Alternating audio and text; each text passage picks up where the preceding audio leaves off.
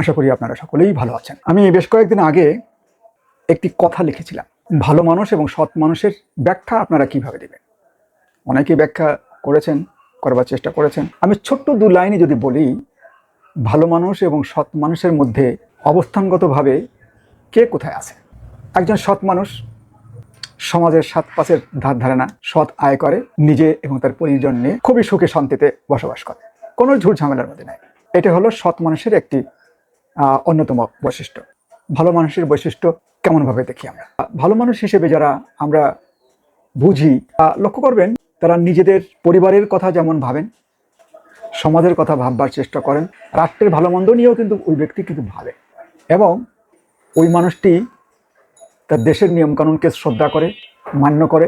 যেখানে রাষ্ট্রের ভুল হয় সেখানে সেই মানুষটি প্রতিবাদও করে। যদি কেউ অন্যায় করে তাকে বোঝাবার চেষ্টা করে, সমাজে অন্যায়ের প্রতিবাদ করে বিভিন্ন মাধ্যমে। সে শুধু নিজে সৎভাবে এবং ভালোভাবে থাকার সে চেষ্টা করেন না, তিনি তার পরিবার, সমাজ এবং রাষ্ট্রের মানুষ ভালো থাকছেন কিনা সেই বিষয়ে কিন্তু তিনিও কন্ট্রিবিউট করেন। এই যে সামান্য একটু পার্থক্যের কথা আমি বলবার চেষ্টা করলাম, এই পার্থক্যটা আপনারা দেখেন কিনা ভালো মানুষ এবং সৎ মানুষ বিবেচনা করার জন্য। এই সমাজে কোনটা দরকার? ভালো মানুষের খুব জরুরি, নাকি ভালো এবং সৎ সংমিশ্রণে যে মানুষটি জীবনযাপন করছেন সেই মানুষটির দরকার ওই পরিবারে, ওই সমাজে, ওই রাষ্ট্রের?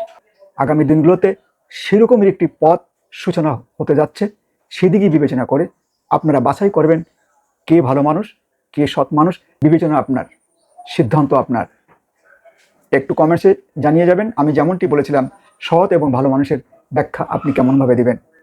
আমারটা আপনার নাও পছন্দ হতে পারে, আপনি আপনারটা একটু কমেন্টসে জানিয়ে যাবেন। ধন্যবাদ সকলকে আমার সঙ্গে থাকার জন্য।